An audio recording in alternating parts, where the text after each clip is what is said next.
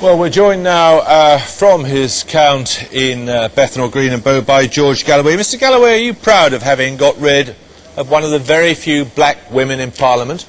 What a preposterous question. I know it's very late in the night, but wouldn't you be better by starting by congratulating me for one of the most sensational election results in modern history? Are you proud of having got rid of one of the very few black women in Parliament? I'm not, Jeremy, move on to your next question. Well, you're not answering that one. No, because I don't believe that people get elected because of the colour of their skin. I believe people get elected because of their record and because of their policies. So move on to your next question. Are you because proud? I've got a lot of people who want to speak to me. If you ask that question again, I'm going. I warn you now. Don't try and threaten me, Mr. Galloway, please. You're the one who's trying to badger me. I'm not trying to badger you. I'm merely asking whether you're proud of having driven out of Parliament one of the very few black women there, a woman you accused of having on her conscience the deaths of 100,000 people. Oh, well, there's no doubt about that one.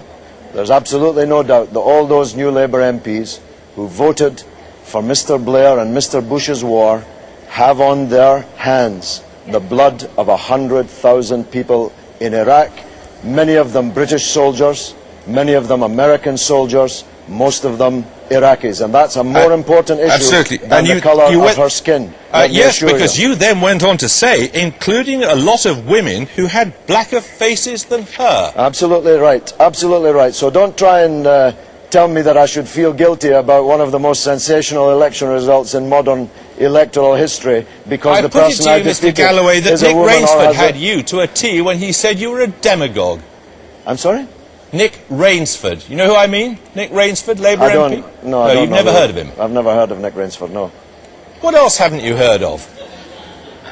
Well, I've been in Parliament a long time. He was a parliamentary colleague of yours until very recently. Most of them just blend one into the other, Jeremy. They're largely a spineless, supine bunch. Have you ever heard of Tony Banks? Yes, I have, yes. Right, Tony Banks was sitting here 5 minutes ago, and he said that you were behaving inexcusably. You had deliberately chosen to go to that part of London and to exploit the latent racial tensions there. Well, you are actually conducting one of the, even by your standards, one of the most absurd interviews I have ever participated in. I have just won an election. Can you find it within yourself to recognise that fact? To recognise the fact that the people of Bethnal Green Bow chose me this evening? Oh, we recognise it. Why are you insulting them? I'm not insulting them, yes, I'm not insulting you. You are insulting them. They chose me just a few minutes ago. Can't you find it within yourself even to congratulate me on this victory? Congratulations, Mr. Thank Galloway. you very much indeed. How do you propose to use your time in... Oh, I see, it's another occasion of you not wanting to talk to someone who doesn't agree with you. Actually, Jeremy... All right. David Lammy, what do you make of Mr. Galloway?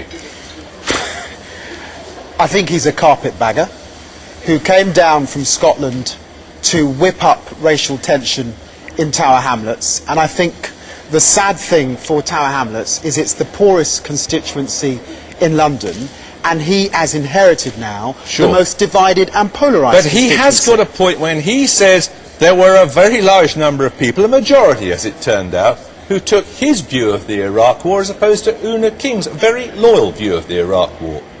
I accept that across the country, in some constituencies in London and the South East, people have protested against the Iraq War.